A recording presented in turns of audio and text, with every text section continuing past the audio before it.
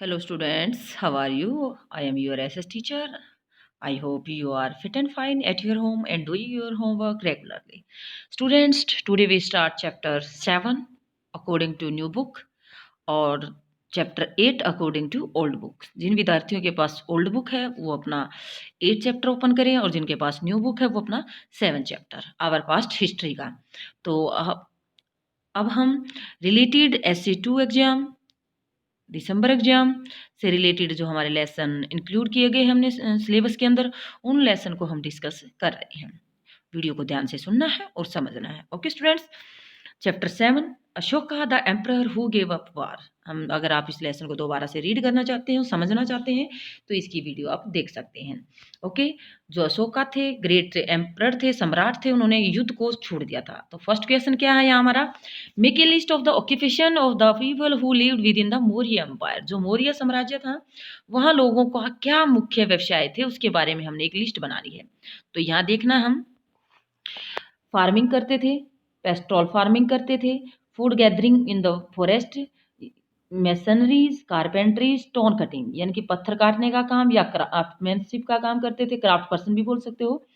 Carpentry लकड़ी का काम, मैसनरी जो घर बनाने का, बिल्डिंग बनाने का काम, फूड गैदरिंग फॉरेस्ट जो क्या करते थे, फॉरेस्ट के जो प्रोडक्ट थे उनको गैदरिंग करते थे, फार्मिंग खेती करते थे। ये सब ऑक्यूपेशन किसके द्वारा किए जाते थे, मौर्य एम्पायर के जो लोग थे वहाँ के लोगों के द्वारा ये किए जाते थे। नेक्स्ट सेकंड क्वेश्चन है हमारा, ये फिलअप्स करने हैं हमने। फिलअप्स में क्या है कि यहाँ देखते हैं हम, official collected dash from the area under the direct control of the rulers, यानी कि जो एरिया उनके डायरेक्ट कंट्रोल में होता था, किसके, एम्परर के, सम्राट के डायरेक्ट कंट्रोल में होता था, तो वहां से क्या लेते थे, टैक्स लेते थे।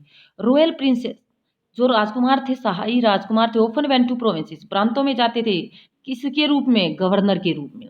Maurya empire rulers try to control, जो मौर्य रूलर थे, शासक थे, वो किस पर कंट्रोल करने की कोशिश करते थे, रोड एंड रिवर्स, क्योंकि वहां से जो ट्रेवलर यात्रा करते थे, ट्रेवलिंग करते थे, जो ट्रेडर थे, तो उनसे वो क्या लेते थे, ट्रिब्यूट्स लेते थे या टैक्स लेते थे। वर इम्पोर्टेंट फॉर द ट्रांसपोर्ट, तो ट्रांसपोर्ट के जो सबसे इंपॉर्टेंट वेज थे रोड था और रिवर थे, इसलिए वो कंट्रोल करना चाहते थे किस पर, रोड और रिवर्स पर। People in forest region provide in Maurya, जो व्यक्ति फॉरेस्ट एरिया में रहते थे, क्षेत्र में रहते थे, मौर्य अधिकारियों को क्या देते थे, वो ट्रिब्यूट्स, उपहार देते थे। तो ये थे हमारे फिलअप्स। नेक्स्ट हमारा है ट्रू फॉल्स। तो ट्रू फॉल्स में हमें क्या है यहाँ, Ujjain was the gateway to the north west, तो उज्जैन नॉर्थ वेस्ट का नहीं था, तो ये क्या है, फॉल्स है। Chandragupta ideas were written down in the Arthashastra, तो ये चंद्रगुप्त की जो बुक थी, ये उसने अपने के विचार थे, ये चाणक्य के थे, चाणक्य अर्थशास्त्र जो चाणक्य के द्वारा लिखी गई थी, इसलिए, और ये इसलिए फॉल्स है। Kalinga was the ancient name of Bengal, ये भी फॉल्स है। कलिंग का जो कलिंग किसका पुराना नाम है, वो उड़ीसा का पुराना नाम है। मोस्ट अशोक का inscription are in the Brahmi scripts, तो ये सत्य है कि उन्होंने जितने भी अभिलेख अपने लिखे थे वो सब कौन सी लैंग्वेज में लिखे गए थे, ये ब्रिह्मी स्क्रिप्ट्स में या लिपि में लिखे गए थे। तो ये जो नॉर्थ टू साउथ है, जो हमारा फर्स्ट था उज्जैन, ये नॉर्थ से साउथ है, वेस्ट नहीं है, तो इसलिए यहाँ पर फॉल्स है। तो ये ध्यान देना है बेटा, जो लेसन अगर आप रीड करते वक्त इन बातों का ध्यान दे तो आपको अच्छी तरह से समझ में आ सकते हैं।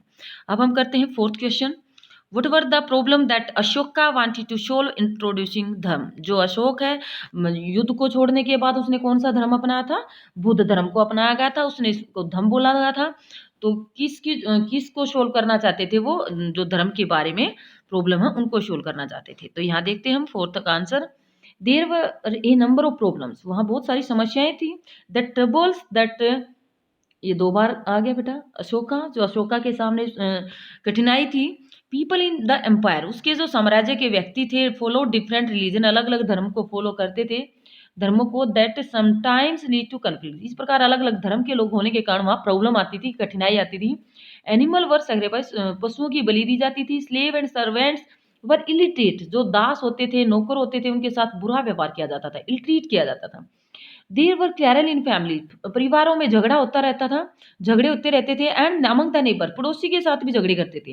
ही felt it was the duty to solve this problem, इसलिए अशोक जो सम्राट थे उन्होंने महसूस किया कि उनका कर्तव्य है कि जो जनता के सामने प्रॉब्लम है उनको सोल्यूशन किया जाए। तो ये प्रॉब्लम्स थी कि आपस में जो डिफरेंट रिलीजन थे आपस में उनकी फाइटिंग होती रहती थी, एनिमल सेक्रीफाइस किए जाते थे, तो इन प्रॉब्लम को सबका सॉल्यूशन कौन करना चाहते थे?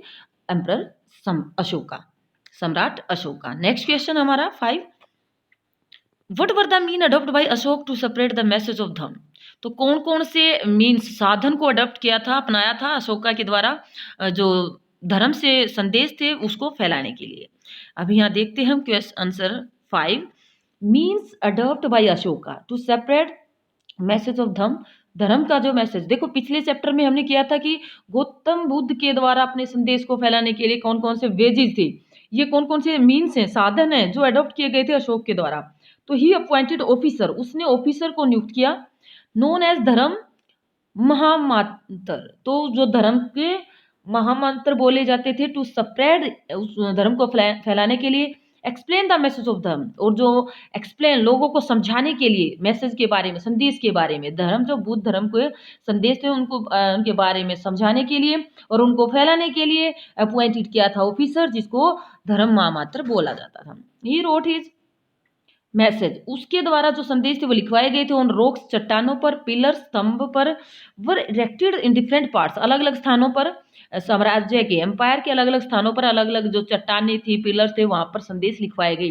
दे were written in Prakrit language of the people, जो उस समय लोगों के द्वारा भाषा का प्रयोग किया जाता, उसी भाषा में, इसी भाषा का प्रयोग किसके द्वारा किया गया था? गौतम बुद्ध के द्वारा, क्योंकि वहां लोगों की मेन जो लैंग्वेज थी वो प्राकृत लैंग्वेज थी।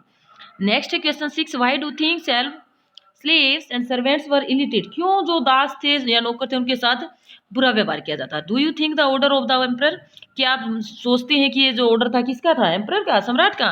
Would have improved their condition, give reason for your answer, इसके जो भी रीजन रह सकते हैं आप अपने आंसर में रीजन बता सकते हैं।